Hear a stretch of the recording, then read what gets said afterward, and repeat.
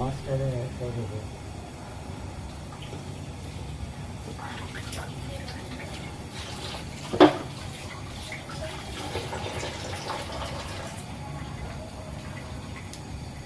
রুটি শান্ত লেগে রেখে টেবিলের উপরে খাবারের দিতে। আসসালামু আলাইকুম আপুরা, সবাই কেমন আছে? আশা করি সবাই ভালো আছে। সকালে যে চা বানাচ্ছি, দুপুরের জন্য যে ভাত বসাই দিচ্ছি, আর এই যে মাছ, রুই মাছ ভিজেছে, এগুলো কেটে রেখে দেওয়া হবে।